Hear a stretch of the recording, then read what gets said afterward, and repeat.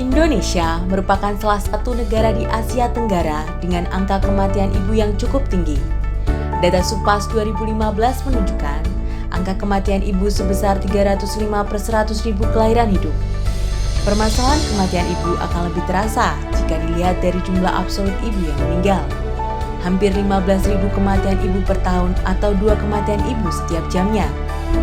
Data SKAP 2019 menunjukkan masih tingginya kebutuhan ber-KB yang tidak terpenuhi sebesar 12,1% dan 17,5% kehamilan yang tidak diinginkan. Perdarahan dan preeklamsi berat, penyakit menular, penyakit tidak menular, dan masalah gizi merupakan penyebab kematian ibu.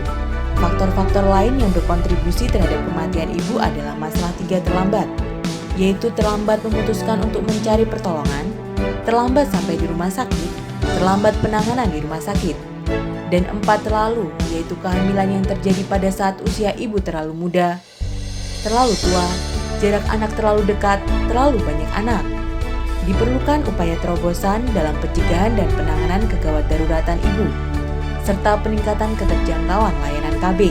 Salah satu pendekatan yang dilakukan dengan membangun model perencanaan dan penganggaran terpadu program kesehatan ibu dan KB berbasis HAK. Perencanaan terpadu dituangkan dalam rencana aksi daerah yang melibatkan lintas organisasi perangkat daerah dengan memperhatikan prinsip-prinsip hak asasi manusia, sehingga masyarakat mendapatkan layanan dan informasi kesehatan ibu dan KB untuk menjalani kehidupan reproduksi yang sehat dan aman.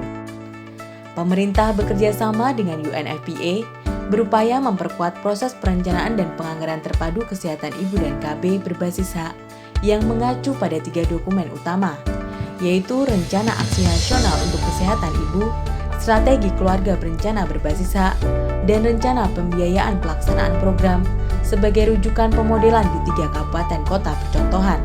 Terdapat 4 tahap dalam perencanaan dan penganggaran terpadu kesehatan ibu KB berbasis HAK yang harus dilakukan. Pertama, advokasi kebijakan dan komitmen kepala daerah dan pejabat daerah lainnya. Kedua, lokakarya rencana aksi daerah. Ketiga, advokasi untuk memasukkan RAD ke dalam rencana pembangunan jangka menengah daerah dan sinkronisasi RAD dengan rencana strategis OPD terkait, serta advokasi penetapan dasar hukum RAD.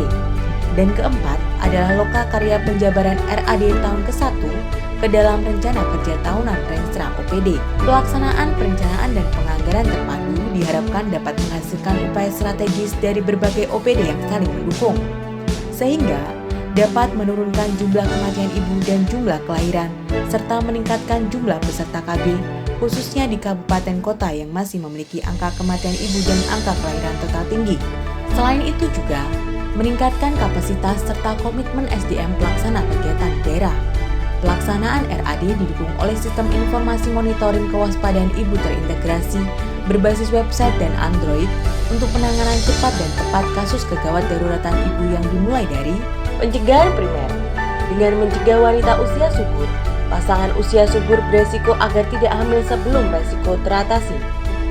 Pencegahan sekunder dengan mencegah ibu hamil mengalami komplikasi. Pencegahan tersier untuk mencegah ibu hamil dengan komplikasi agar tidak meninggal.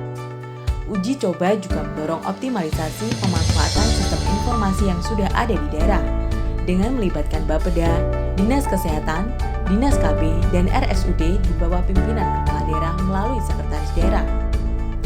Adanya rencana aksi daerah melalui proses perencanaan dan penganggaran terpadu mendukung terlaksananya upaya peningkatan kualitas serta akses ke informasi dan layanan kesehatan ibu dan KB berbasis HAK.